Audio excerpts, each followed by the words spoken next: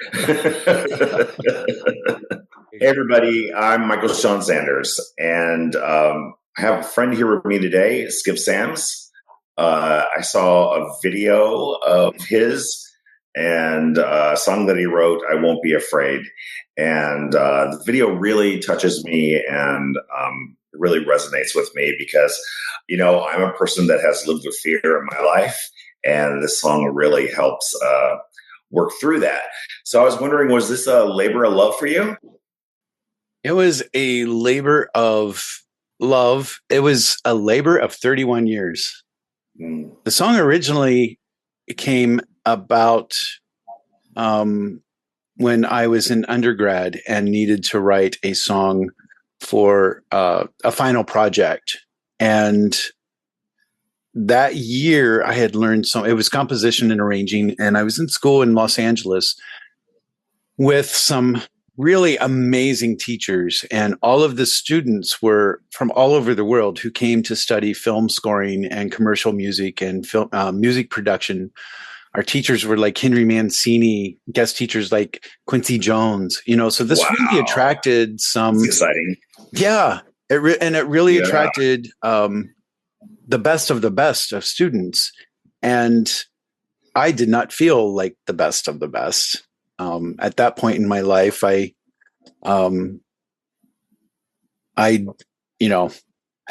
was like in my early 20s, so I was not a very confident person. And when it came time to do the final project, we had to do something that was for a full orchestra, and I was really scared of that. Even though we had been writing big band charts and Broadway charts and all that throughout the year, this was the big, 40-piece orchestra. And I was really scared to do it. And I had faced a lot of fear that year. Looking back, I never even felt like I was worthy to be a good musician.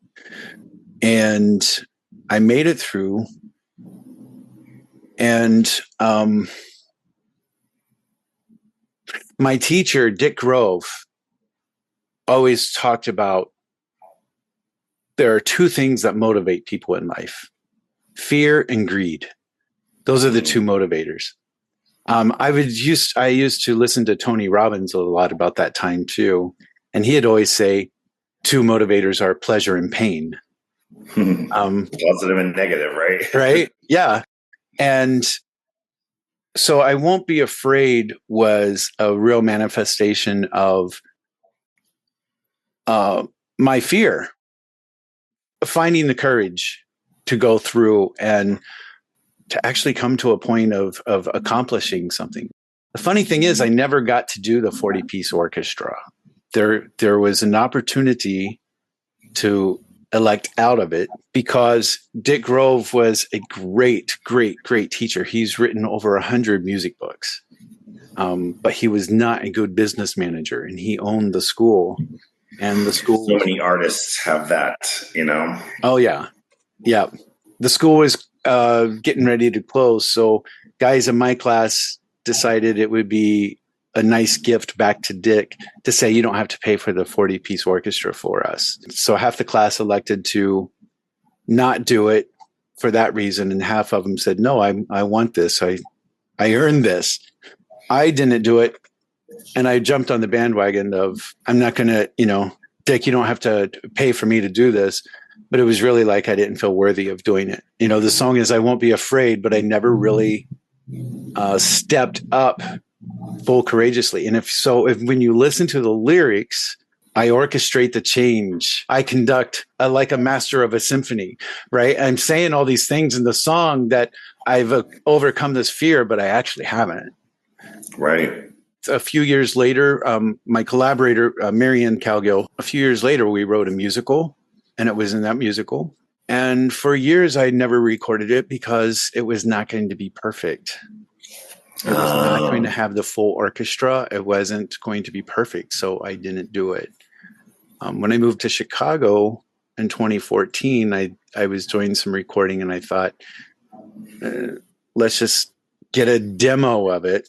I will use this to send it to some people that maybe they will want to record it. And so that's just been on my hard drive. And then a few years ago, I was doing a group coaching on 12 steps to creative recovery. And every week I'd create a playlist of songs to go along, correlate with the theme of that week. And it came to the fourth step. I used a YouTube to do the playlist, and I didn't have a video. The year I lived in New York, I had a documentarian who was working with to document my year of getting back into tap dancing. And I thought that'll be cool to put to it, the year of tap dancing. It wouldn't have worked because the music of the tap dancing, but I found the footage in Times Square. It all just kind of melded together that this tells a story of I Won't Be Afraid. And total, I don't want to say a divine accident. Well, we're so glad it did. There's a line in there that really is powerful to me, that stands out to me. Where there is faith, there is no doubt. And that is, it's powerful, but it's also, it has this line of hope to me. They can coexist. Yeah. Right. But it's fear and courage coexist. You can't have one without the other. Right. We wouldn't have courage if we didn't have fear. That's for sure. And it's the same with, we wouldn't have faith if there was ever any doubt. The greater the fear, the greater the opportunity for courage. Right. So the greater the doubt, the greater the opportunity for faith. I guess in that line, it's like a choice. Am I going to listen to my doubts, or am I going to listen to my faith? Am I going to listen to the fear, or am I going to embrace the courage? So it's more of not to be taken literal, but more as showing the choice. Well, I like it as well.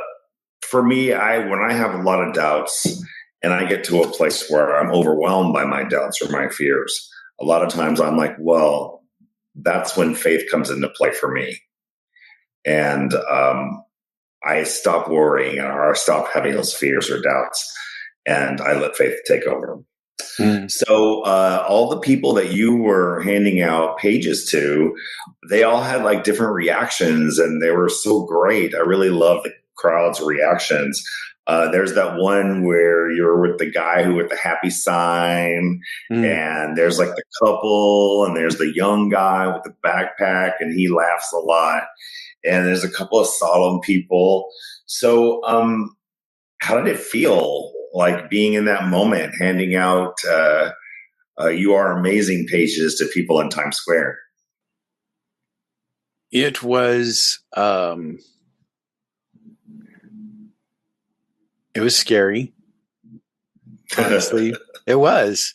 But you don't look scared at all. You look so joyous, and everyone's like,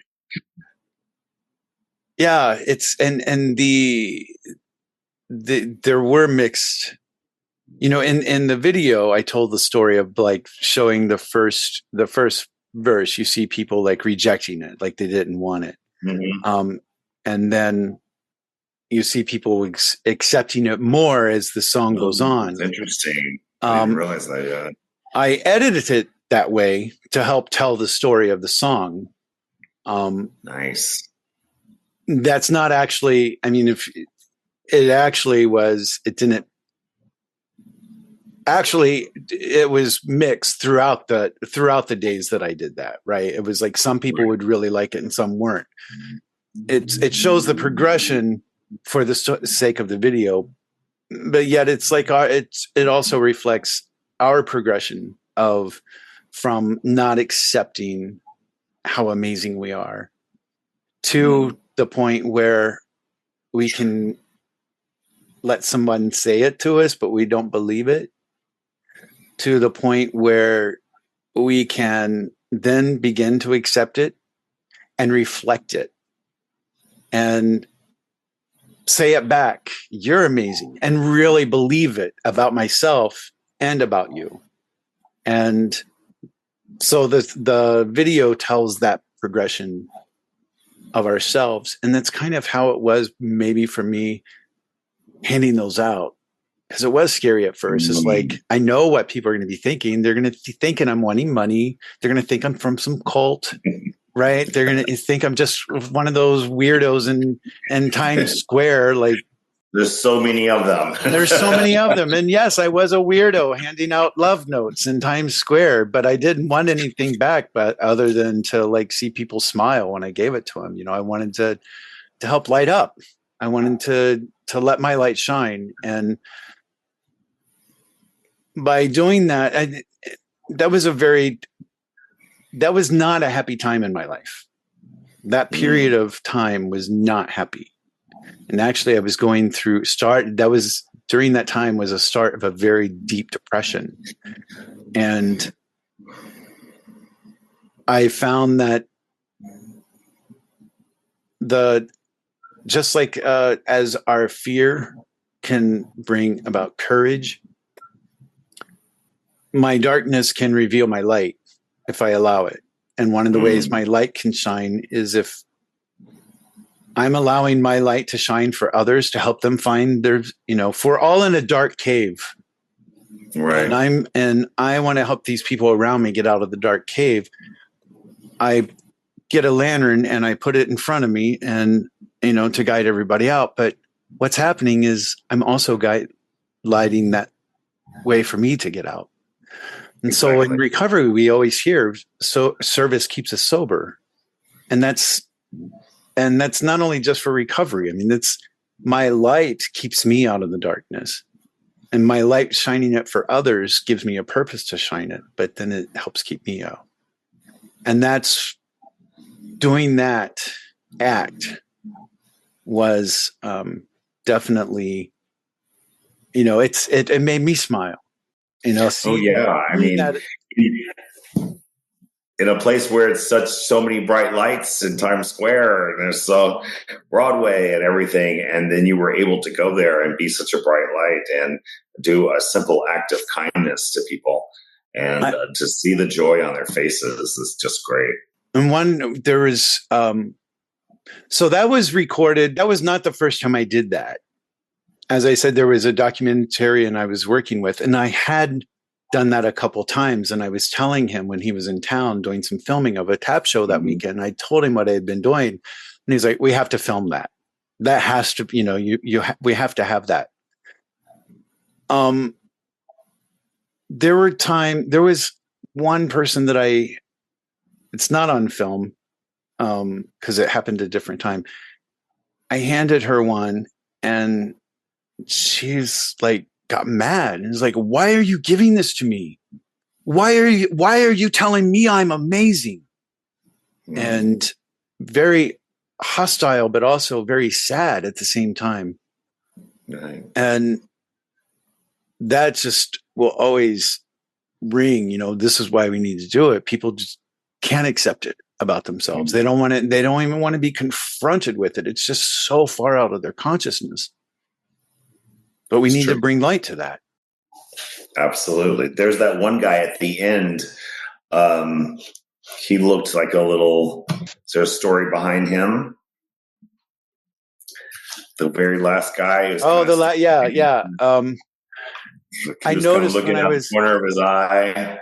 I noticed when I was editing the film that is like, this guy was sticking around for like a few minutes, and like he could have gone the crosswalk a couple times, but he was still there and he was watching.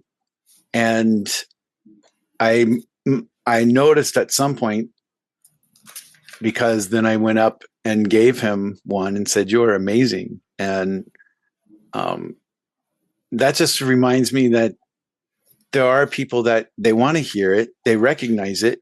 I don't think he was sitting there thinking, I want one of those, right? I think he was more interested in watching the engagement and seeing what's happening and recognizing how other people are realizing it.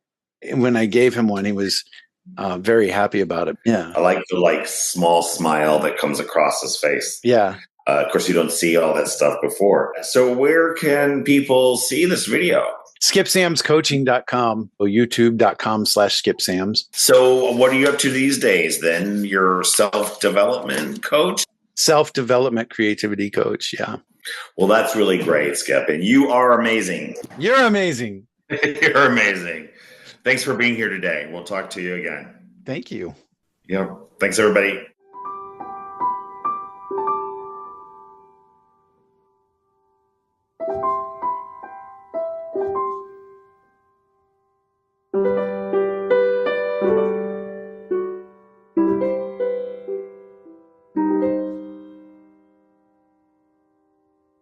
I'm standing at the crossroads where past and future blend.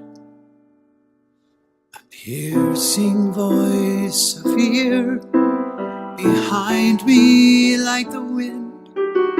Chilling fingers push me to the arms of my destiny, where I conduct the dream like a master of a symphony. I won't be afraid, I won't fear.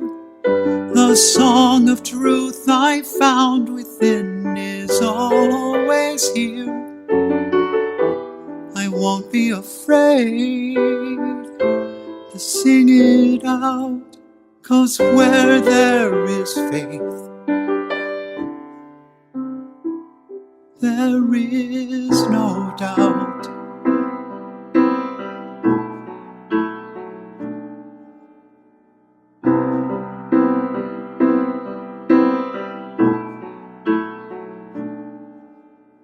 It's going to be a long road to the place where I want to be. I'll learn from my mistakes. I know it won't be easy. Faith is instrumental to orchestrate this change and live out this dream. As if it's all been prearranged, I won't be afraid, I won't fear. The song of truth I found within is always here. I won't be afraid to sing it out, because where there is faith, there is no doubt. No, I won't be afraid, I won't fear. The song of truth I found within is always right here. I won't be afraid to sing it out. You're amazing. You're amazing. Because where there is faith,